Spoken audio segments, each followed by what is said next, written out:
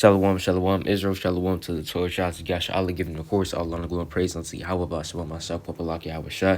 That's all praises, honor, glorification unto the Most High God Yahweh. In the name of His own begotten Son Yahweh Shah, this is brother Yasharala coming back, showing yet another video through the Spirit and power of Yahweh, Bahashma myself, Papalaki Yahweh Shah. Our Lord willing, all Israel has been enduring through the Spirit. Right, I'm gonna get straight into this. It's going into what?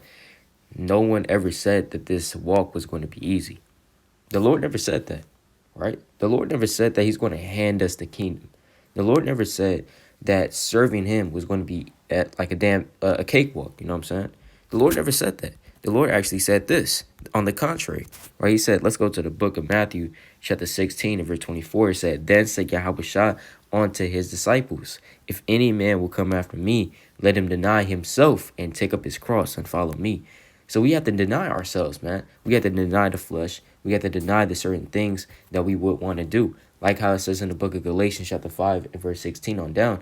It says that you cannot do the things that you would, right? We would, just be lazy. We would want to watch TV all day. We would want to play video games. You know, our flesh, right, wants to do these certain things. Right? We would want to indulge in our folly and our madness and our lust. But guess what? We don't do it because we are following Yahweh Shah. And Yahweh Shah told us to abstain from fleshly lusts, right? The Lord told us to be there for perfect, even as your Father which is in heaven is perfect. And in order to be perfect, you have to deny that flesh, right? And the worldly lust. Verse 25, for whosoever will save his life shall lose it, and whosoever will lose his life for my sake shall find it. So that's what the Lord said. And that's not easy.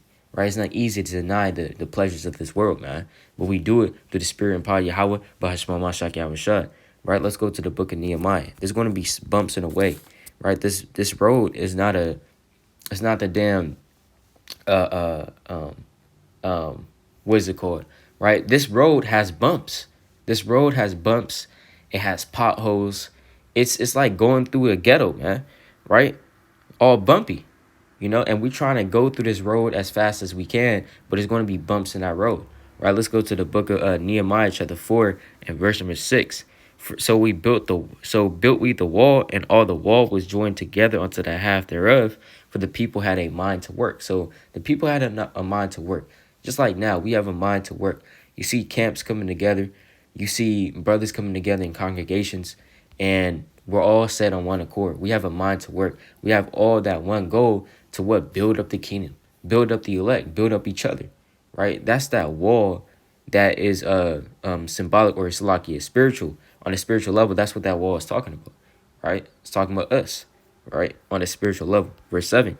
But it came to pass that when Sanballat and Tobiah and the Arabians and the Ammonites and the Asdites heard that the walls of Jerusalem were made up and that the breaches began to be stopped, then they were very wroth. So these heathen were very wroth because we were building back the walls of Jerusalem. All right. So, and then what do? Verse 8, and conspired all of them together to come and to fight against Jerusalem and to hinder it. So they want to hinder the building. See, that's what people want to do now, right? They want to hinder the work of the Lord. They want to take down channels, take down videos, suspend your damn channel, right? Come out where you're teaching that to literally cause confusion and cause all hell breaking loose. You know, they want to, lock us in jails. They want to kill us, right? They want to try to hinder the building, right? They want to come and fight against us, you know? And even Satan was and his demons. They want to stop the work of the Lord, you know? You try to get back home, try to get into the scriptures, but you pass out because you're too tired, right? Or you damn trying to want to go out and teach, but then a dream chances you by night, so you got to stay home, right? It's all manner of ways Satan gets to us, in which he tries to hinder the building, right? Verse 9. Nevertheless, we made our prayer unto our God and set a watch against them day and night because of them. You see that? So that's what we have to be doing as well. We have to be praying unto the Lord, right? So that we may fight against these woes, fight against these demons, fight against the things that's trying to hinder us from the building, you know? Right? Because remember, it's not easy. You know, it's not easy to fight Satan every day, right? It's not easy to win the battles every day because these battles is just getting stronger and stronger. These battles is just getting harder and harder, man. right? So, Khan, let's go to the book of Second Esdras, right? Let's go to Second Esdras. All right, Second Esdras chapter 7 and verse number 12, right? It says, "Then were the entrances of this world made narrow, full of sorrow and travail. They are but few and evil, full of perils and very painful." So the entrances of this world were made narrow, man, right? Full of sorrow and travail. That's what man goes through right now. Sorrow and travail to get to the kingdom of heaven. Because at the first, guess what? In the elder world, it even tell you, verse 13, "For the entrances of the elder world were wide and sure, and brought immortal fruit." So in the elder world, guess what? Just like how the time of Adam and Eve, right? They were already in the kingdom of heaven, right? They were already there was already peace upon the earth. The nations were already in subjection, right? You already had righteousness ruling upon the earth. You already had paradise, right? You already had that. But now, since that fall of Adam, if you have ears to hear, since the fall of Adam, and now, right, in this present world, the entrance of the world is full of sorrow and travail. So you have to go through sorrow and travail to get to the kingdom of heaven, to get back to that first estate that the Lord set us in, right? And that's what the Lord ordained, sorrow and travail, right? Let's go to the book of Genesis, and that goes all the way back to Genesis 3rd chapter 19th verse, right? It says, "In the sweat of thy face shalt thou eat bread, till thou return unto the ground. For out of it was thou taken. For dust thou art, and unto dust shalt thou return." So that's that curse that's put upon all so-called mankind, right? Men, we have to labor and work just to get bread.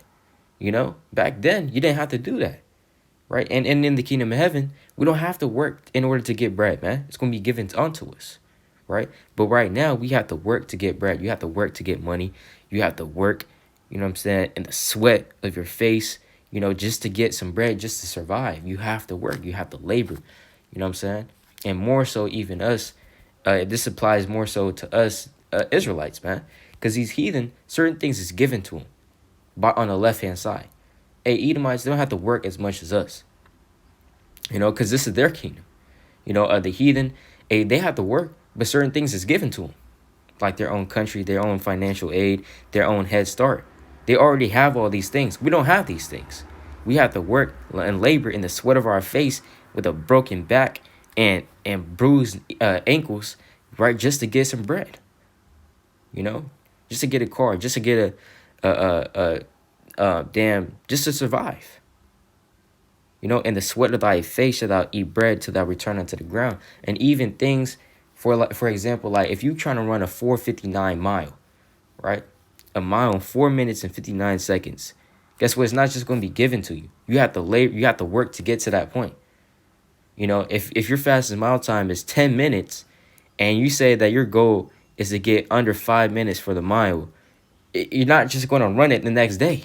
That's not how it works, man. The Lord set it up to the point where if you want certain things, you have to work to get it. So if we want this kingdom, we have to work to get it, right? I'm going to end it off with this, right? Let's go to the book of Acts, chapter 14, verse 22. It says, "Confirming the souls of the disciples and exhorting them to continue in the faith." So we have to exhort one another to continue in the faith. It's going to get hard, right? But we have to exhort one another, or else we could be caught up in the sins, and we will allow these thorns and these thistles to sprout up unto destruction, right?